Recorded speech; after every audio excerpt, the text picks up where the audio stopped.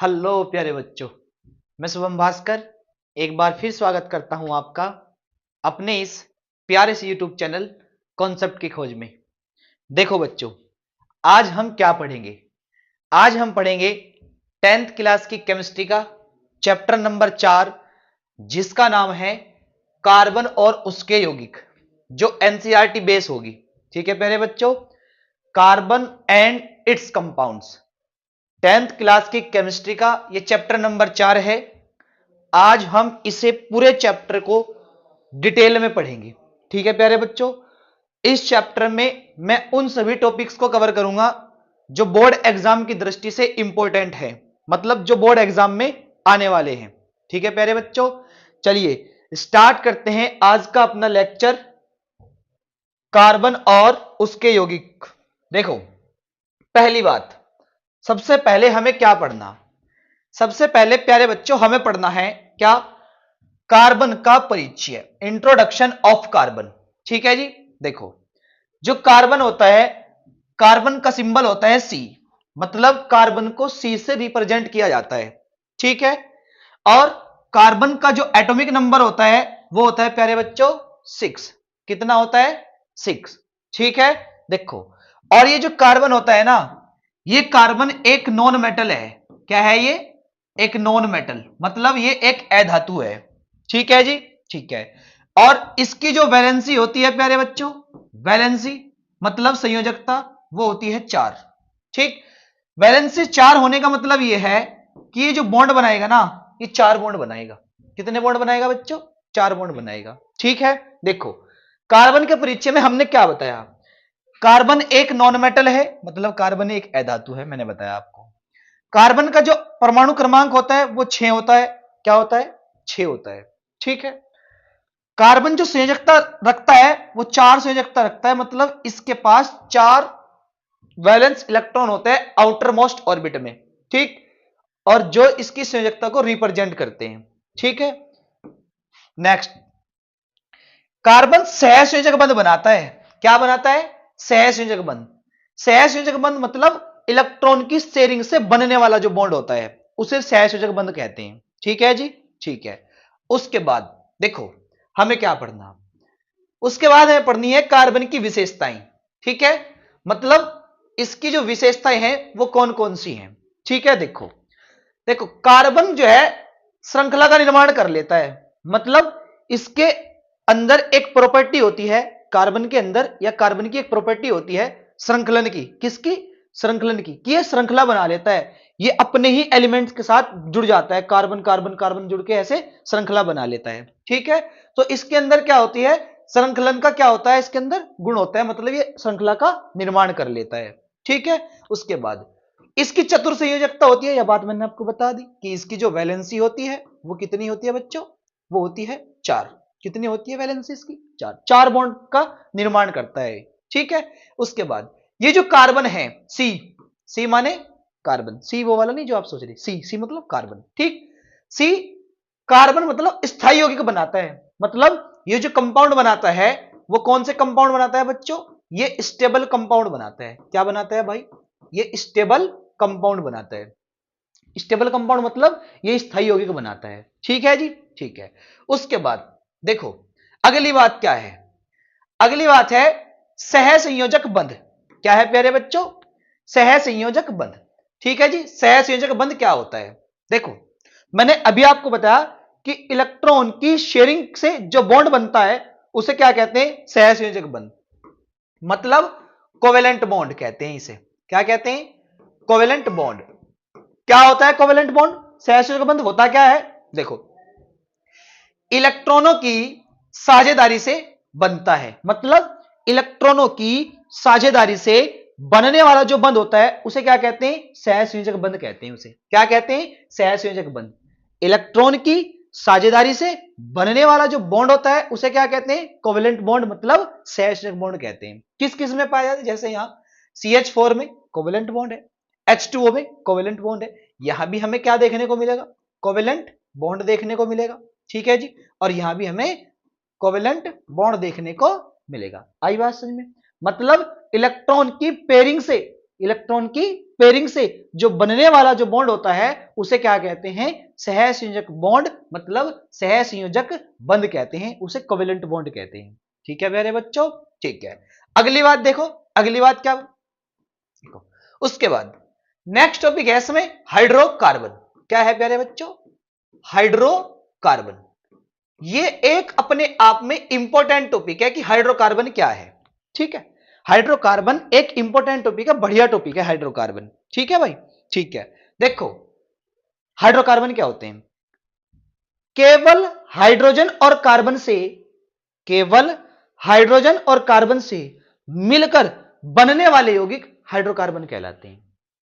केवल हाइड्रोजन और कार्बन से मिलकर बनने वाले यौगिक क्या कहलाते हैं? हाइड्रोकार्बन कहलाते हैं। क्या कहलाते हैं प्यारे बच्चों? हाइड्रोकार्बन कहलाते हैं। ठीक है, देखो केवल कार्बन और हाइड्रोजन से बने यौगिक क्या कहलाते हैं? हाइड्रोकार्बन कहलाते हैं। क्या कहलाते हैं? हाइड्रोकार्बन कहलाते हैं। पहली बात तो होगी। अब ये जो हाइड्रोकार्बन है ये क्या होते हैं?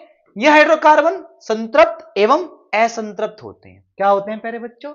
संतृप्त एवं असंतृप्त होते हैं। मतलब कहने का क्या है कि हमारे पास हाइड्रोकार्बन कैसा होता है?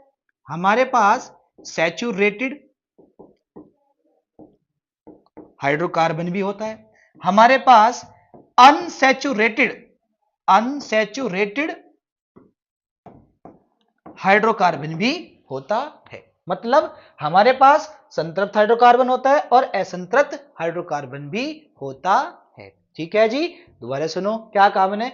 हाइड्रोकार्बन में यौगिक जो केवल कार्बन और हाइड्रोजन से मिलकर बने होते हैं उन्हें क्या कहते हैं? हाइड्रोकार्बन कहते हैं। उन्हें क्या कहते हैं? हाइड्रोकार्बन कहते हैं। और हाइड्रोकार्बन कितने प्रकार के होते हैं? दो प्रकार के। कौन कौन से? संतृप्त हाइड्रोकार्बन और असंतृप्त हाइड्रोकार्बन।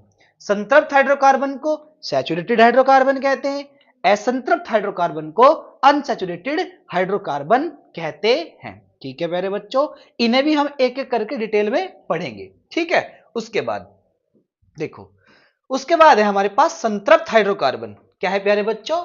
संतृप्त हाइड्रोकार्बन। ठीक है, संतृप्त हाइड्रोकार्बन पहले क्या होता है वो सुन लेंगे।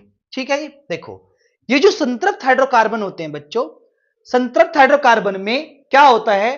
कार्बन कार्बन के बीच क्या होता है? सिंगल बॉन्ड होता है। कार्बन कार्बन के बीच क्या होता है? सिंगल बॉन्ड होता है। मतलब ऐसे सैचुरेटेड हाइड्रोकार्बन जिनमें क्या होता है? Single bond. क्या होता है? Single bond. ठीक है, उसमें हमने एग्जांपल लिया है क्या? किसका? एल्केन का। किसका लिया है प्यारे बच्चों? एल्केन का। एल्केन क्या है? एल्केन एक सैचुरेटेड हाइड्रोकार्बन है प्यारे बच्चों। क्या है भाई? Saturated hydrocarbon. ये लिखा मैंने HC, HC मतलब हाइड्रोकार्बन। ठीक, जो एल्केन है, एल्केन एक सैचुरेटेड हाइड्रोकार्बन है। एल्केन एक सैचुरेटेड हाइड्रोकार्बन। अगर कोई पूछे एल्केन क्या होता है सर, एल्केन बता दो, तो एल्केन पता क्या?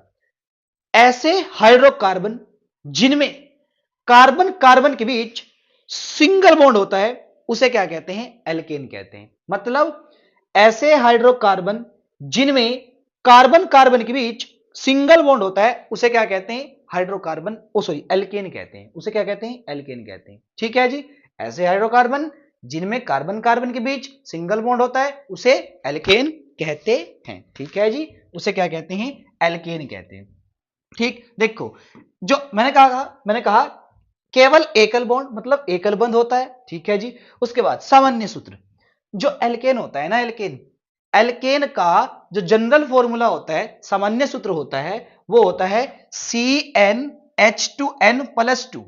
कितना? CnH2n+2। CnH2n+2 किसका फॉर्मूला होता है? ये एल्केन का जनरल फॉर्मूला होता है। ठीक है, देखो ये जो एल्केन का जनरल फॉर्मूला है, चलो मैं आपको ना कुछ बात बताता हूं, आप इसे नोट करके लिख लेना। देखो ध्यान से देखना, मैं क्या करूंगा, मैं इधर तो लिखूंगा कार्बन और इधर लिखूंगा एल्क। क्या लिखूंगा? एल्क। दिख रहा है ना भाई? ये जी दिख रहा है। देखो अगर कार्बन हो एक तो उसके लिए हम लगाते हैं एल्क, कौन सा? मेथ। अगर कार्बन 2 हो तो उसके लिए एथ। कार्बन अगर 3 हो तो उसके लिए प्रोप। कार्बन अगर 4 हो बच्चों उसके लिए ब्यूट। अगर कार्बन 5 हो तो उसके लिए पेंट लगाते हैं। अगर कार्बन 6 हो तो उसके लिए हेक्स लगाते हैं। अगर कार्बन 7 हो तो हेप्ट लगाते हैं। ठीक, हेप्ट। उसके बाद ऑक्ट, नॉन, डेक, अनडेक, डुडेक, ट्राइडेक, टेट्राडेक, पेंटाडेक, हेक्साडेक, हेप्टाडेक, ऑक्टाडेक, ऐसे आता रहेगा। ठीक है प्यारे बच्चों, ठीक है। तो 6 आपके लिए 4 5 का आएगा, उससे ज्यादा नहीं आएगा। ठीक है, 7 तक के लिए मैंने आपको बता दिया। ठीक है जी। देखो दूसरी बात, अगर कहीं देखो, अगर कहीं कार्बन कार्बन के बीच सिंगल बॉन्ड हो तो उसके लिए लगाया जाता है क्या, एन। क्या लगाया जाता है प्यारे बच्चों, एन। ठीक है मेरे भाई। उसके बाद अगर कहीं कार्बन कार्बन के बीच डबल बॉन्ड हो तो उसके लिए लगाया जाता है इन। क्या लगाया जाता है भाई, इन। अगर कहीं कार्बन कार्बन के बीच ट्रिपल बॉन्ड हो तो उसके लिए लगाया जाता है आइन। क्या लगाया जाता है मेरे भाई, उसके लिए लगाया जाता है आइन। दोबारा सुन लो, अगर कहीं कार्बन कार्बन के बीच सिंगल बॉन्ड तो एन लगाएंगे। अगर कहीं कार्बन कार्बन के बीच डबल बॉन्ड तो इन लगाएंगे। अगर कहीं कार्बन कार्बन के बीच ट्रिपल बॉन्ड तो उसके लिए आइन लगाएंगे। ठीक है जी, ठीक है। चलिए उसके बाद अब देखो, ये जो हमारा एल्केन का जनरल फॉर्मूला है, अगर मैं इस एल्केन के जनरल फॉर्मूले में क्या करूं, एन की वैल्यू पुट करूं, मतलब एन का मान रखूं। ठीक, तो जब इस एल्केन के जनरल फॉर्मूले में मैं एन का मान रखूंगा तो मेरे पास क्या आएगा, देखो ध्यान से देखना। अगर इसमें फॉर्मूले में मैं एन बराबर 1 रख दूं, कितना रख दूं, एन बराबर 1। ठीक, जब इसमें मैं एन बराबर 1 रखूंगा तो देखो क्या कंडीशन बनेगी। देखो ये हो जाएगा एन के स्थान में 1, यानी मतलब ये हो जाएगा C1। ठीक, और जब एक यहां रखूंगा तो 2 एकम 2 और 2 4, मतलब ये हो जाएगा 4। ठीक, C1H4। और 1 को लिखो या ना लिखो कोई फर्क नहीं पड़ता। तो देखो इस कंपाउंड में कितने कार्बन है, एक, तो ये मैंने लिख दिया 1। ठीक, CH4 बन गया ना ये, C1H4 या CH4। ठीक, कितने कार्बन है, एक, ये लिख दिया 1। इस कार्बन के पास कितने हाइड्रोजन है, 4, तो 4 दे दो इसे।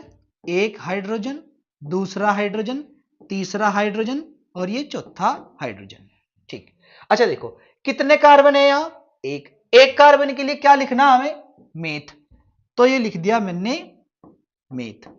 ठीक, सारे बॉन्ड कैसे हैं, सिंगल, मेरे जैसे, तो ये है सिंगल बॉन्ड। और सिंगल बॉन्ड के लिए क्या लगाना, एन, तो ये लिखा मैंने एन, नाम बन गया मेथेन। ठीक है जी, ठीक है। चलो हमने कहा एन बराबर 2 रखते हैं, क्या रखते हैं प्यारे बच्चों, एन बराबर 2 रखते हैं। ठीक, देखो जब यहां एन बराबर 2 रखेंगे इस फॉर्मूले में तो क्या हो जाएगा, C2, यहां देखो एन के स्थान पे 2 तो C, तो और यहां 2 रखेंगे तो 2, तो C2 और 2 यहां रखेंगे, देखो 2 2 या 4 और 2 6, मतलब 2 यहां रखेंगे, 2 दूनी 4 और 2 ही 6, तो 6 हो जाएगा ना। तो कंडीशन बनेगी C2H6 की, क्या बनेगी, C2H6 बनेगा।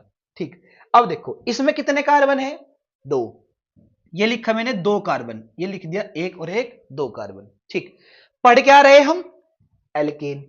एल्केन में क्या होता है, कार्बन कार्बन के बीच सिंगल बॉन्ड। एल्केन में क्या होता है, कार्बन कार्बन के बीच सिंगल बॉन्ड, तो ये बना दिया मैंने एल्केन में कार्बन कार्बन के बीच सिंगल बॉन्ड। ठीक है जी। अब देखो इस कार्बन ने कितने बॉन्ड बनाए अभी, 1, टोटल कितने बनाने, 4, और कितने बनाएगा, 3। ठीक, क्योंकि एक इसने बना रखा, 4 बनाने तो 3 और चाहिए इसे, तो इसे आप 3 हाइड्रोजन दे दो, 1 हाइड्रोजन, 2 हाइड्रोजन, 3 हाइड्रोजन। देखो 4 बॉन्ड हो गए ना पूरे, मैंने कहा ना आपको कि कार्बन की 4 संयोजकता होती है, मतलब ये 4 बॉन्ड बनाता है। 4 बन गए इसके पूरे, बन गए।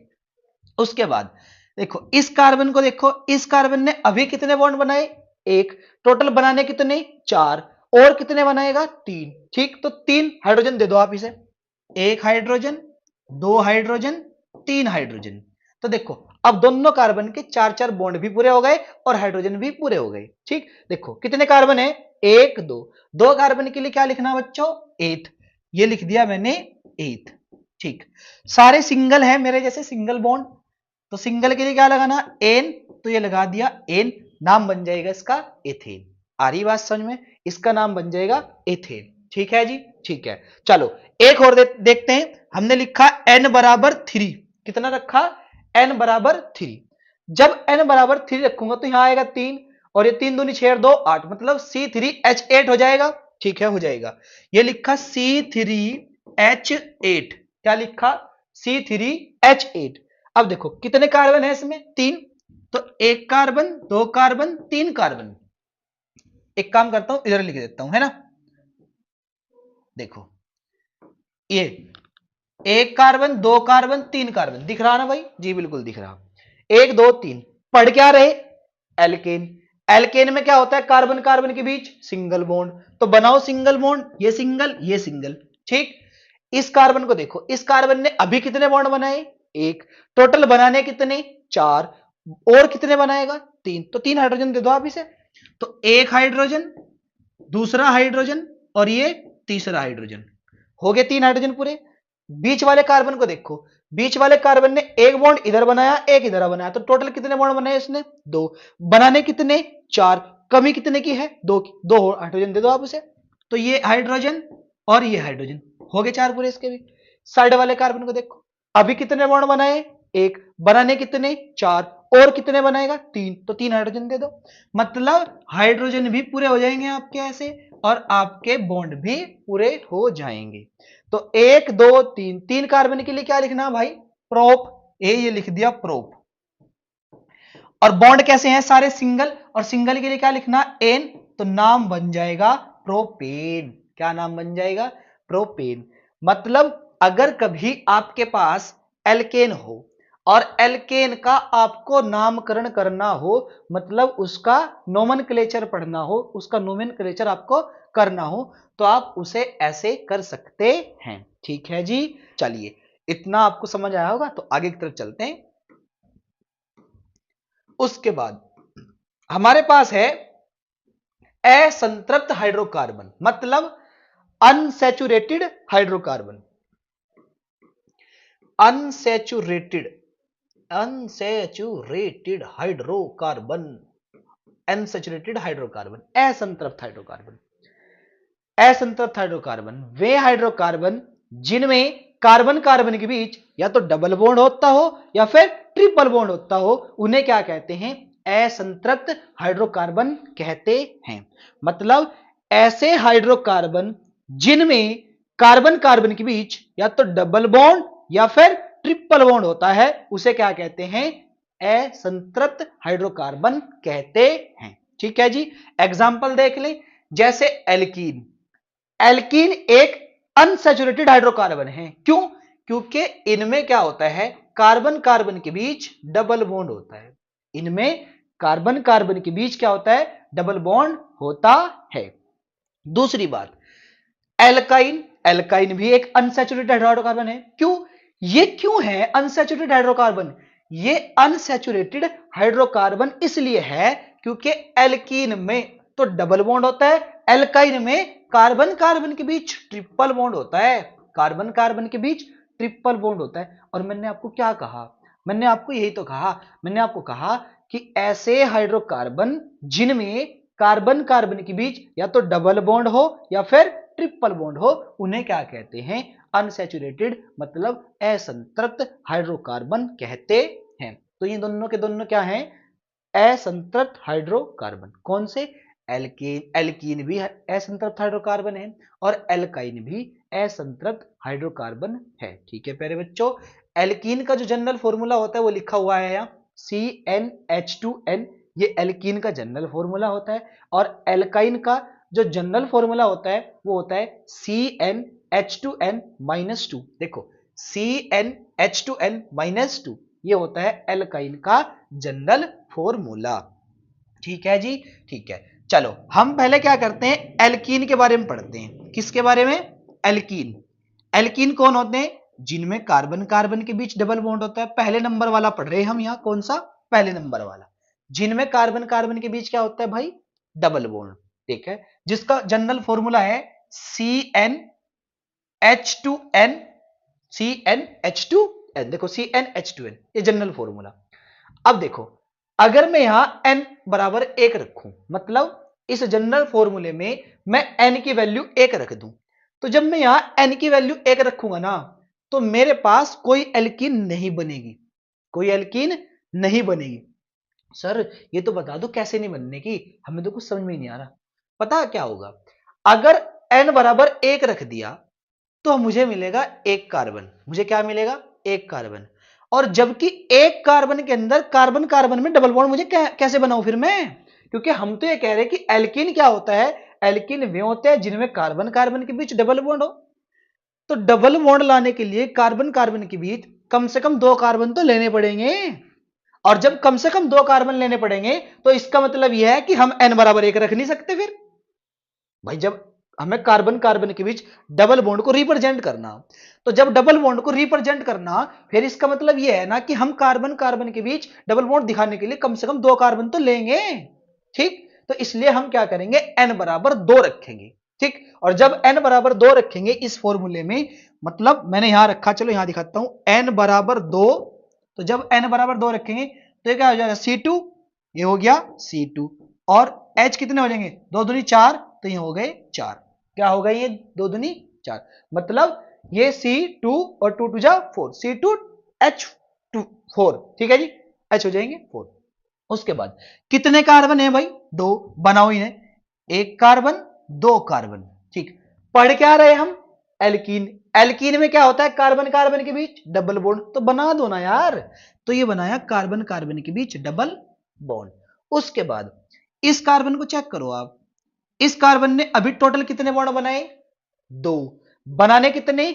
4, और कितने की कमी है? 2 की, मतलब 2 और बना होगा, तो इसे आप 2 हाइड्रोजन दो। ठीक, तो एक हाइड्रोजन ये दिया और दूसरा हाइड्रोजन ये दिया, ऐसे ही इसे एक हाइड्रोजन ये दिया और दूसरा हाइड्रोजन ये दिया, 4 बॉन्ड पूरे हो गए। कितने हो गए इसके? 4। देखो 1 2 और 2 4, हो नहीं गए 4? 4 हो गए पूरे। अब देखो एक कार्बन 2 कार्बन, 2 कार्बन लेके क्या लगाना? एथ, ये लगा दिया एथ। ठीक है, देखो चेक करवाता हूं, 2 कार्बन के लिए क्या लगाना? एथ लगा दिया। और जब डबल बॉन्ड हो तो उसके लिए क्या लगे? इन, नाम बन जाएगा इथीन। क्या नाम बनेगा? इथीन। भाई डबल बॉन्ड के लिए इन लगाना ना, तो इथीन बन जाएगा। बन गया? ठीक है जी, चलो फिर आगे को चलते हैं। n बराबर 3 ले लिया जी। क्या ले लिया? n बराबर 3। जब n बराबर 3 रखेंगे तो क्या बनेगा? C3H6। देखो C3, यहां तो 3 आ जाएगा, और 3 2 जा 6, मतलब यहां 3 और 3 दूनी 6, यानी कि C3H6 आ जाएगा। आ जाएगा? आ जाएगा। उसके बाद यहां कितने कार्बन है भाई? 3, तीनों बनाओ आप, एक कार्बन 2 कार्बन 3 कार्बन। हम पढ़ क्या रहे? एल्कीन। एल्कीन में कार्बन कार्बन के बीच क्या होता है? Double bond. और एक बात और बताऊं, किन्हीं भी 2 कार्बन के बीच डबल बॉन्ड बनाना, कभी सारे कार्बन को डबल बॉन्ड कर दो आप, सब डबल नहीं होते, कुछ सिंगल भी तो होते हैं मेरी तरह। ठीक, देखो किन्हीं भी 2 कार्बन के बीच मर्जी आपकी, चाहे आप डबल बॉन्ड यहां बनाओ चाहे यहां बनाओ। चलो मैंने यहां बना दिया डबल बॉन्ड, ये है ये डबल आपके जैसा, ये सिंगल मेरे जैसा। ठीक है भाई, चलो अब देखो इस कार्बन को चेक करो, इस कार्बन के पास कितने बॉन्ड है? अभी एक, करने कितने इसने? 4, तो इसे 3 हाइड्रोजन और दे दो आप। तो देखो ये हाइड्रोजन, ये हाइड्रोजन और ये हाइड्रोजन, तो देखो 1 2 3 4, 4 हाइड्रोजन हो गए, हो गए। बीच वाले कार्बन को देखो कितने बॉन्ड बना रखे बीच वाले कार्बन ने? 3, 2 इधर 1 इधर, कमी कितने की? 1 की, तो 1 हाइड्रोजन दे दो आप इसे, ये दे दिया इसको 1 हाइड्रोजन, हो गए इसके 4। लास्ट कार्बन को देखो, इसने 2 बॉन्ड बना रखे, और बनाने कितने इसने? 4, कमी कितने की है? 2 की, तो 2 हाइड्रोजन दे दो, दे दो 2 हाइड्रोजन, 1 हाइड्रोजन, दुक्का हाइड्रो। देखो 1 2 3, 3 कार्बन के लिए लिखेंगे प्रोप, और डबल बॉन्ड है तो इन, नाम बन जाएगा प्रोपीन। आ रही बात समझ? पोपिन नहीं, प्रोपीन। पोपिन पोपिन कर दे अजी, पोपिन तो मेरे चाचा का नाम है। प्रोपीन इसका नाम है, प्रोपीन। आ रही बात समझ में? तो ऐसे हमें क्या करना? एल्कीन का नामकरण करना। आप n बराबर 1 रखोगे तो क्या बनेगा? n बराबर 1 रखोगे तो बनेगा नहीं, 2 रखोगे तो इथीन, 3 के लिए प्रोपीन, 4 के लिए ब्यूटीन, पेंटीन, हेक्सीन, हेप्टीन, ऑक्टीन, डैकीन, अनडैकीन, डुडैकीन, ट्राइडैकीन। समझ रहे ना? मतलब जैसे जैसे आप कार्बन की संख्या बढ़ाओगे वैसे वैसे क्या हो जाएगा, इसमें आप जोड़ते चले जाओगे। आ रही बात समझ में? n बराबर रखते जाना और उसका नाम लिखते जाना। ऐसे आपको लिखना है किसका नामकरण? एल्कीन का नामकरण। चलिए उसके बाद हम नेक्स्ट देखते हैं क्या, हम पढ़ते हैं एल्काइन के बारे में। किसके बारे में बच्चों? एल्काइन के बारे में पढ़ते हैं। देखो एल्काइन क्या है? एल्काइन वो होते हैं जिनमें कार्बन कार्बन के बीच ट्रिपल बॉन्ड होता है, पहली बात तो है ये। और इसका जनरल फॉर्मूला होता है CnH2n-2, CnH2n-2। और जहां कार्बन कार्बन के बीच ट्रिपल बॉन्ड होता है वहां क्या लगता है? आइन। क्या लगता है? आइन। ठीक है, चलो देखो फिर, जब हम इसमें n बराबर 1 रखेंगे, जब हम इसमें n बराबर 1 रखेंगे तो 1 रखने पे तो कोई कंपाउंड बनेगा ही नहीं। क्यों? क्योंकि कार्बन कार्बन के बीच हमें क्या चाहिए? अब ट्रिपल बॉन्ड। तो जब कार्बन कार्बन के बीच ट्रिपल बॉन्ड चाहिए बच्चों, हमें कम से कम 2 कार्बन भी तो चाहिए ही। ठीक है, तो इसलिए n बराबर 1 नहीं रखेंगे, क्या रखेंगे? 2। और जब n बराबर 2 रखेंगे तो देखो क्या बनेगा, मैं बता देता हूं। कंडीशन ये बन जाएगी C2H2, C2H2। कैसे? देखो C यहां n के स्थान पे 2 तो 2, 2 दूनी 4 और 4 में से 2 गए 2 तो 2, C2H2। अब देखो कितने कार्बन है यहां? 2, 1 कार्बन 2 कार्बन, बना दे दोनों कार्बन। कि क्या पढ़ रहे हैं हम? एल्काइन। एल्काइन में क्या होता है? कार्बन कार्बन के बीच ट्रिपल बॉन्ड, तो बना दो ना ट्रिपल बॉन्ड, 1 2 3, उड्डे की मशीन, उड्डा गया जेल में। ठीक है, तो बन गए 3 बॉन्ड। इस कार्बन को देखो आप, इस कार्बन ने कितने बॉन्ड बना लिए? 3। बनाने कितने? 4। कमी कितने की? 1 की। मतलब 1 बॉन्ड और बनाएगा, तो इसे आप दे दो 1 हाइड्रोजन, 1 दे दो इसे हाइड्रोजन। हो गए दोनों के 4 4 पूरे, 4 बॉन्ड हो गए पूरे। सर हमारा तो 1 नहीं बन रहा, इसने 4 4 बना लिए सर। ठीक है, कोई नहीं, बनेगा, आपका भी बनेगा। ठीक, देखो कितने कार्बन है यहाँ? 1 2, 2 कार्बन के लिए क्या लिखूं? 8 लिख दिया। और क्या है? ट्रिपल बॉन्ड, तो आइन लिखा जाता है, ये लिख दिया आइन, नाम बन जाएगा इथाइल या इथाइल। आई बात समझ में? नेक्स्ट, n बराबर हमने लिया 3। क्या रखा बच्चों? n बराबर 3।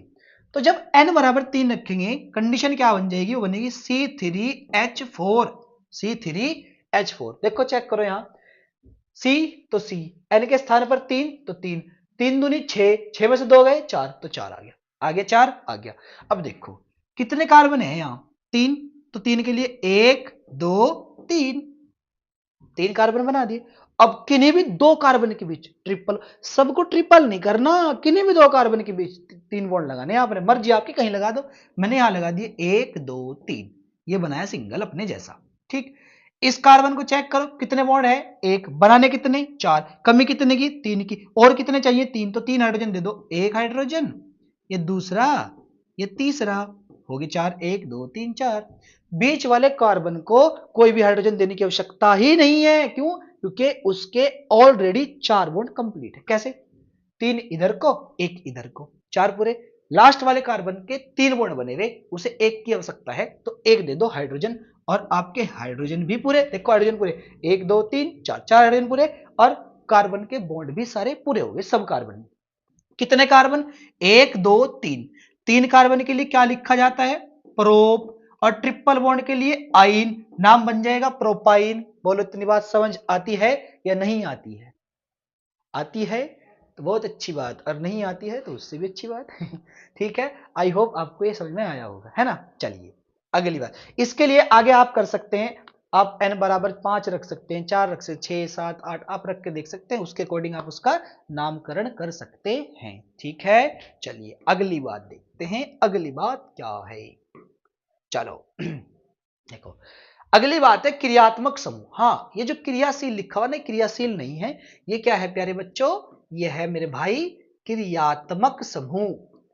क्रियात्मक समूह है ये, क्रियात्मक समूह, जिसे आप क्या कहते हैं? Functional group. क्या कहा जाता है इसे? Functional group. एफ द्रोह, क्या कर दिया ये, मैं तो कर दूं। हमने लिया फंक्शनल ग्रुप, ये है प्यारे बच्चों functional group. Functional group, what is the functional group? Can you tell me sir? चलिए, फंक्शनल ग्रुप क्या होता है? देखो ये लिखा है OH। OH एक फंक्शनल ग्रुप है जो किसकी पहचान कराता है? अल्कोहल की। किसकी पहचान कराता है? अल्कोहल की। सर अल्कोहल तो सुना सुना से लग रहा है ये, अच्छा वो हाँ वही। चलो, अल्कोहल की पहचान कराता है कौन? OH functional group. ठीक, उसके बाद है COOH ग्रुप। क्या है? COOH group. ये जो COOH ग्रुप है ये भी पहचान कराता है, पर किसकी? किसकी? कार्बोक्सिलिक एसिड की। लिखा हुआ है कार्बोक्सिलिक अम्ल की पहचान कराता है। ये किसकी पहचान कराता है भाई?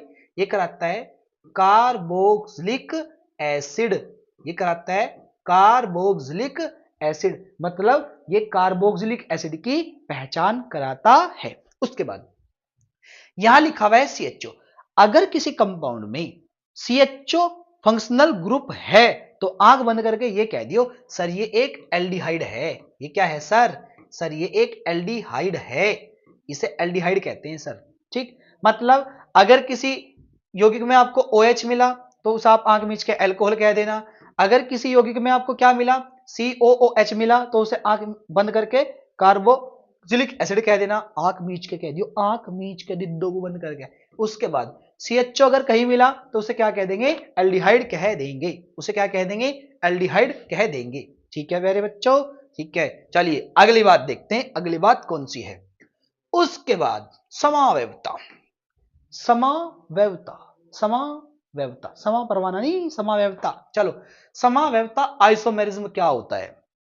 देखो, जब दो यौगिकों का, जब दो या दो से अधिक, ध्यान सुनना, जब दो या दो से अधिक यौगिकों का अणुसूत्र समान होता है लेकिन उनकी संरचना अलग अलग होती है तो ऐसे यौगिक एक दूसरे के समावयवी कहलाते हैं तथा यह घटना समावयवता कहलाती है। जब दो या दो से अधिक यौगिकों के अणुसूत्र समान होते हैं परंतु उनके संरचना सूत्र अलग अलग होते हैं तो ऐसे यौगिक एक दूसरे के क्या कहलाते हैं? समावयवी कहलाते हैं तथा यह घटना समावयवता कहलाती है। तथा यह घटना क्या कहलाती है? समावयवता कहलाती है। ठीक है मेरे बच्चों, ठीक है।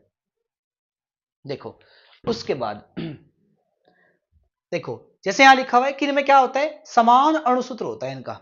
इनका क्या होता है? समान अणुसूत्र होता है। उसके बाद इनकी संरचना भिन्न होती है। मैंने बताया आपको संरचना अलग अलग होती है, भिन्न होती है। और उदाहरण के लिए मैंने यहां ले रखा C4H10। देखो इस C4H10 को मैं दो तरीके से लिखूंगा। कैसे? देखो मैंने लिखा CH3 single bond CH2 single bond CH2 single bond CH3। ये जो कंपाउंड मैंने बनाया देखो 1 2 3 4, 4 कार्बन के लिए क्या लिखते हैं? ब्यूट। और सारे सिंगल बॉन्ड है तो एन, नाम बन जाएगा ब्यूटेन। क्या नाम बन जाएगा? ब्यूटेन। इसी कंपाउंड को ऐसे देखो CH3, ये C, ये CH3, ये CH3 और ये H, ये क्या है? H। ठीक, देखो अच्छा कितने इस पूरे कंपाउंड में गिनो आप कितने कार्बन है? 1 2 3 4, मतलब इसमें कार्बन हुए 4। हाइड्रोजन गिनो 3 और 2 5, 5 और 2 7, 7 और 3 10, तो हाइड्रोजन है इसमें 10, मतलब C4H10 इसका अणुसूत्र है। इधर आ जाओ, इसमें कार्बन गिनो कितने हैं? 1 2 3 4, यहां भी 4 है।